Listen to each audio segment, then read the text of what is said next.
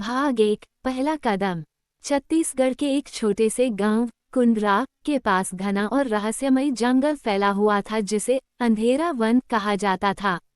गांव वालों का मानना था कि इस जंगल में आत्माएं, प्रेत और परछाइयां रहती हैं जो रात को निकलती हैं और अपनी डरावनी आवाजों से पूरे क्षेत्र को कंपा देती हैं।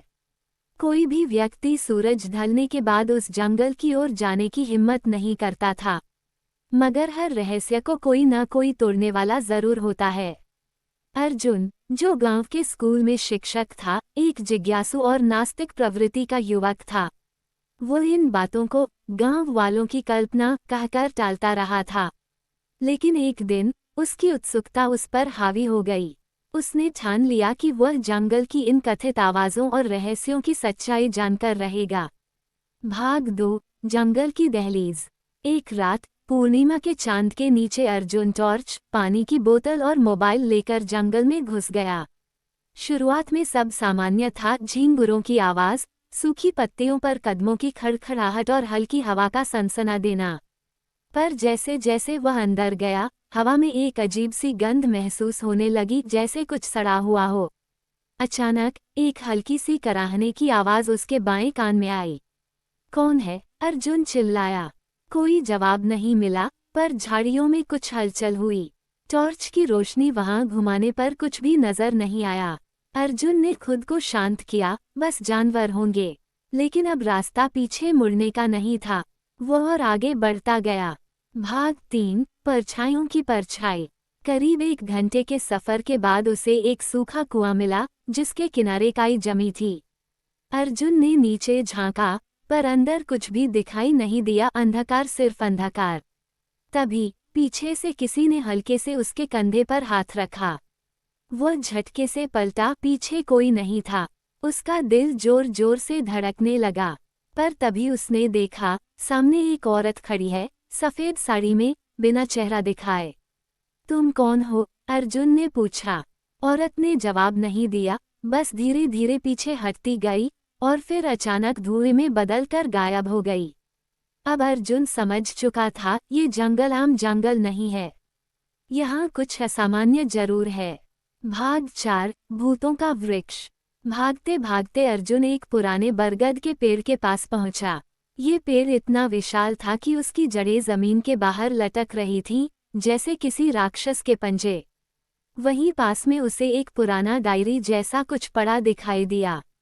उस पर धूल और सूखे खून के धब्बे थे। उसने धीरे से उसे खोला। पहला पन्ना। यदि कोई यह डायरी पढ़ रहा है तो वह यहाँ से भाग जाए। मैं भी तुम्हारी तरह सच्चाई जानना चाहता था, पर अब मैं खुद सच्चाई बन चुका हूँ। डायरी का नाम था राजीव सिंह, 1994। राजीव की बातों से स्पष्ट था कि वह भी अर्जुन की तरह ही किसी समय जंगल में आया था, लेकिन अब वह कहाँ था?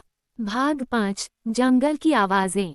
अब अर्जुन के चारों ओर अजीब अजीब सी आवाजें आने लगी। कोई फुसफुसा रहा था, कोई हंस रहा था, कोई रो रहा था। ये आवाजें कानों से नहीं, सीधे दिमाग में गूंज रही थीं। तुम वापस नहीं जा सकते। तुमने हमें जगा दिया, अब तुम भी हमारे साथ रहोगे। अर्जुन ने जोर से चिल्लाया। नहीं। तभी उसके सामने वही औरत फिर से प्रकट हुई। इस बार उसका चेहरा साफ दिख रहा था, आंखें खून से लाल, चेहरा जला हुआ और बाल बिखरे हुए। तुम राजीव को खोज रहे हो? उसने कहा। अर्जुन ने सिर हिलाया। राजीव हम ही हैं, अब तुम भी बनोगे। भाग 6, कहानी का खेल। अर्जुन की आंखें अब धीरे धीरे धुंधली होने लगीं। वो उसी पुराने कुएं के पास बेसुध गिर पड़ा। सुबह गांव वालों ने उसे जंगल के किनारे बेहोश पाया। होश में आने के बाद अर्जुन कुछ भी बोल नहीं सका। वह अब न बोल सकता था, न हिल सकता था। गांव वालों ने बताया कि यह वही जगह थी जहां से 30 साल पहले राजीव सिंह भी गायब हुआ था। अर्जुन की हालत आज भी वैसी ही है, उसकी आंखें खुली रहती हैं, पर जुबान जैसे सील गई हो। वो हर रात एक ही काम करता है, अपनी उंगलियों से हवा में कुछ लिखता रहता है। कोई ध्यान से देखे तो समझ सकता है। कहानियाँ, कहानियाँ, कहानियों का खेल। योजक चिन्ह, योजक चिन्ह, योजक चिन्ह।